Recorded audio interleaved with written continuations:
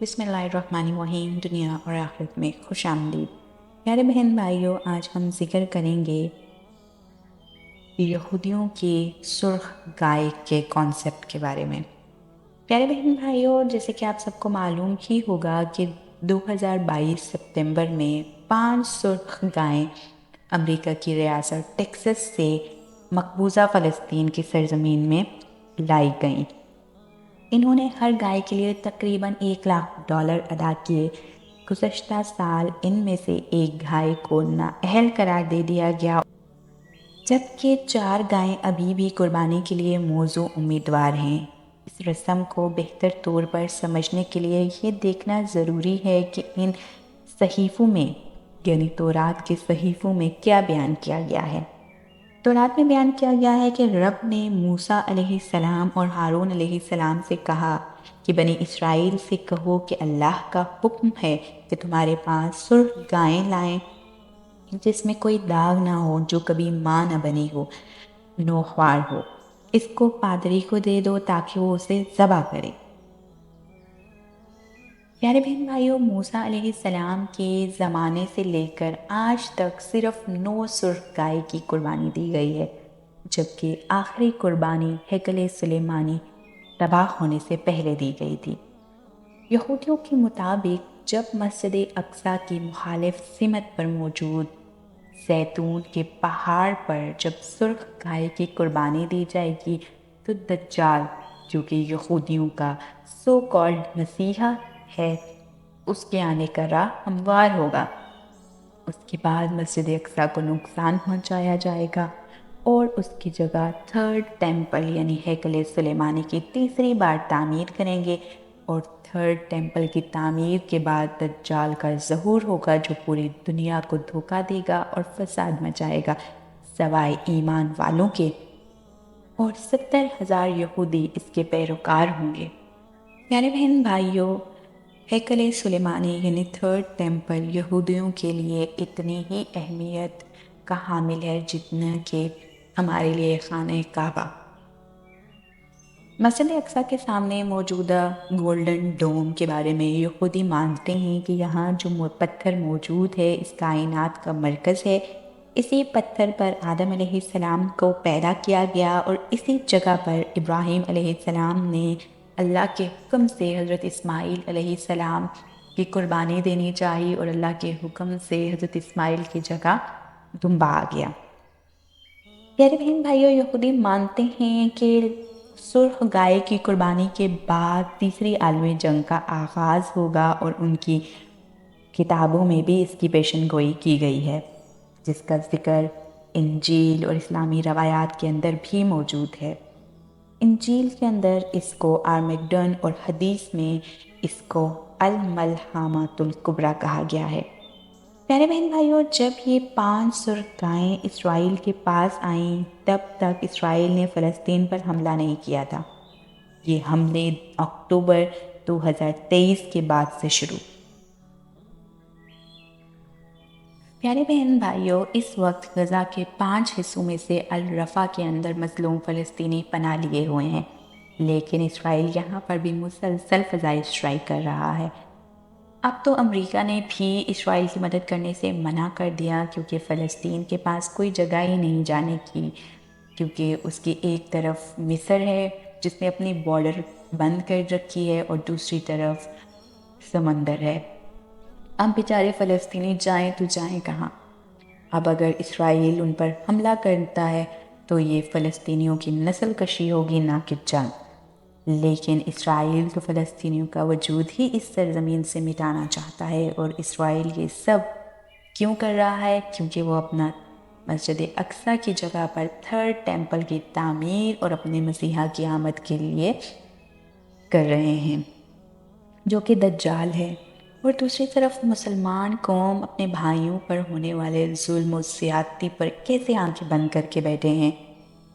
پیارے بہن بھائیوں، وہ وقت دور نہیں جب یہودی مسلمانوں کے خلاف تیسری بڑی جنگ کا آغاز کریں گے، لیکن جیسے کہ ہمیں معلوم ہے کہ مسلمانوں کے خلاف عالمی سطح پر کوئی بھی جنگ ہو اور وہ جنگ مسلمانوں کے عالمی رہنما کے بغیر ہو، ایسا کبھی ممکن نہیں۔ پیارے بہن بھائیوں، مسلمانوں کے وہ عالمی رہنما اور کوئی نہیں بلکہ حضرت امام مہدی ہوں گے، جو یہودیوں کے خلاف لڑیں گے اور اس دنیا کو امن کا گہوارہ بنائیں گے۔ پیارے بہن بھائیوں، جیسا کہ ہمیں معلوم ہے، حضرت امام مہدی یہ سب اکیلے نہیں کریں گے۔ ان کی مدد کے لیے خراسان یعنی انڈیا کا کچھ حصہ، پاکستان اور افغانستان کا کچھ حصہ اس میں شامل ہے، وہاں سے سیاہ کالے جھنڈے نکلیں گے اور راستے میں ہر ظالم کو مٹاتے چلے جائیں گے۔ اس فوج کو دنیا کی کوئی طاقت بھی نہ روک پائے گی۔ پیارے بہن بھائیوں، حضور اکرم صلی اللہ علیہ وآلہ وسلم نے فرمایا، جب تم ایسا ہوتے دیکھو تو ان کے ساتھ مل جاؤ، چاہے تمہیں برف کے پہاڑوں پر رینگ کے جانا پڑے۔ پیارے بہن بھائیوں، اب سوال پیدا ہوتا ہے کہ مہدی کب آئیں گے اور کیسے معلوم ہوگا کہ وہ مہدی ہے؟ حضرت محمد صلی اللہ علیہ وآلہ وسلم نے ارشاد فرمایا کہ مہدی کا نام میرے نام پر ہوگا اور مہدی کے والد کا نام میرے والد کے نام پہ ہوگا۔ یعنی کہ قرآن پاک میں نبی پاک صلی اللہ علیہ وآلہ وسلم کے 2 نام کا ذکر ہے، ایک محمد اور ایک احمد۔ تو مہدی علیہ السلام کا نام یا تو محمد بن عبداللہ ہوگا یا پھر احمد بن عبداللہ ہوگا۔ پیارے بہن بھائیوں، روایت میں ہے کہ جزیرہ عرب میں ایک بادشاہ مرے گا اور اس بادشاہ کے بیٹے سلطنت کے پیچھے لڑیں گے۔ اس لڑائی سے بچنے کے لیے محمد بن عبداللہ مدینہ چھوڑ کر مکہ چلے جائیں گے۔ حجر اسود اور مقام ابراہیم کے درمیان کھڑے ہوں گے کہ کچھ نیک لوگ آپ کو پہچان جائیں گے اور آپ کو اپنا رہنما بننے کا کہیں گے۔ پیارے بہن بھائیوں، یاد رہے، شروع میں امام مہدی کو یہ سب معلوم نہیں ہوگا کہ وہ مہدی ہیں، وہ مسلمانوں کے لیڈر ہیں، لیکن پھر اللہ کے حکم سے ایک ہی رات میں ان کو اللہ کی طرف سے رہنمائی ملے گی اور وہ مسلمانوں کے لیڈر بن کر ابھریں گے۔ پیارے بہن بھائیوں، دوسری طرف آل رسول پر حملہ کرنے کے لیے شام سے ایک بڑا لشکر نکلے گا۔ یہ مخالفت اتنی بڑی ہوگی، اس کے اندر سے مختلف جھنڈے ہوں گے اور ہر جھنڈے میں 14,000 آدمی۔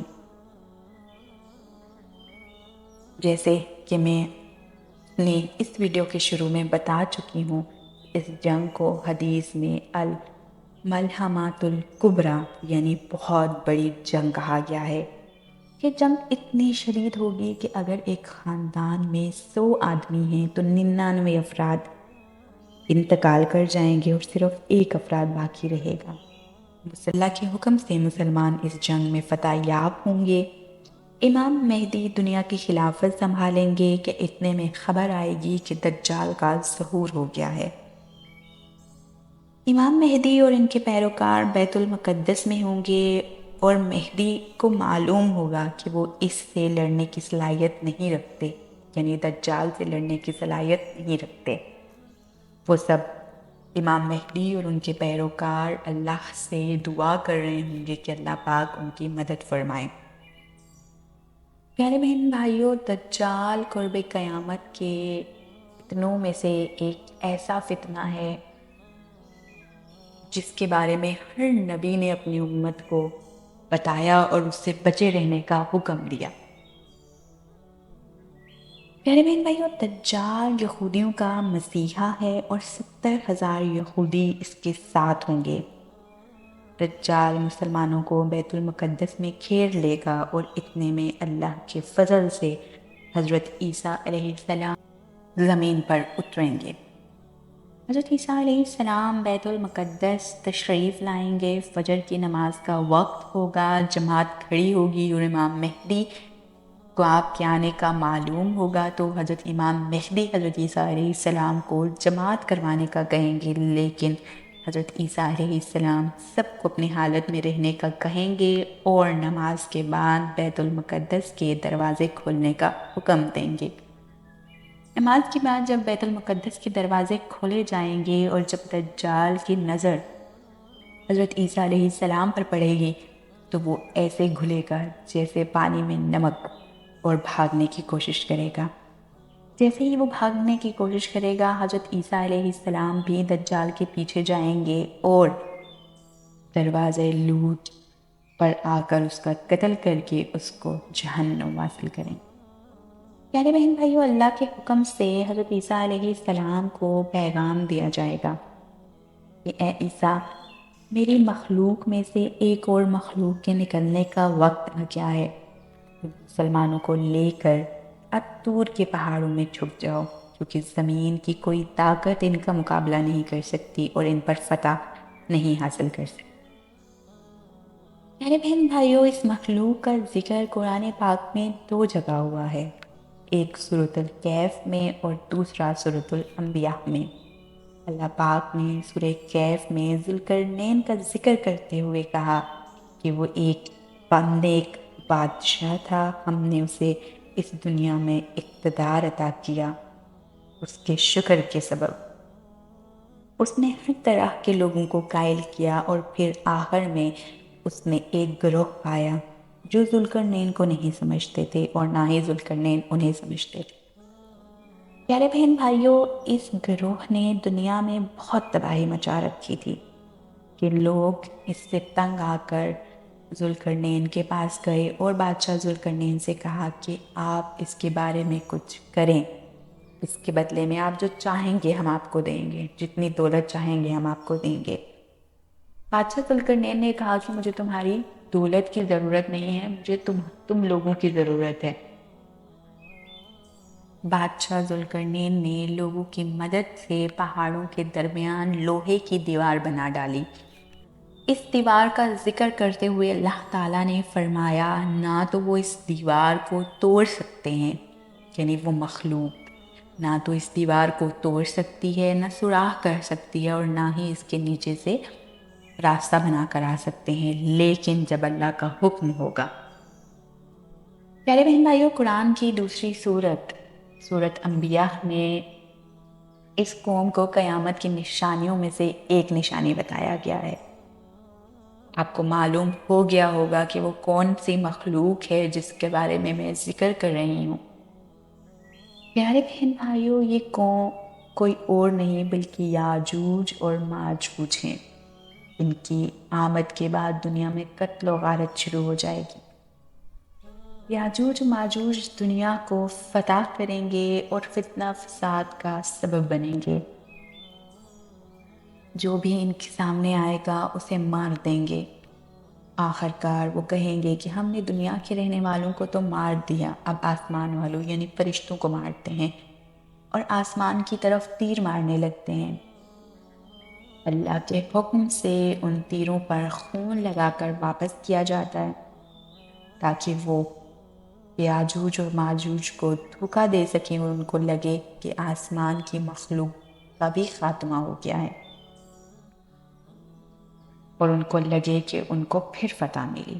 دوسری طرف عیسیٰ علیہ السلام اپنے پیروکار کے ساتھ بڑی مشکل حالات میں ہوں گے اور اللہ سے دعا کریں گے کہ اللہ ہماری مشکل آسان فرما، ہماری مدد فرما۔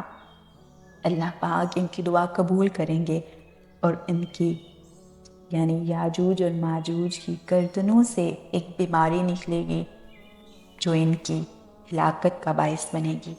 پھر اللہ ایک پرندے کو بھیجے گا جس کی گردن گدھ جیسی ہوگی، وہ ان کے جسم کو اٹھا کر وہاں پھینکے گا جہاں اللہ کا حکم ہوگا۔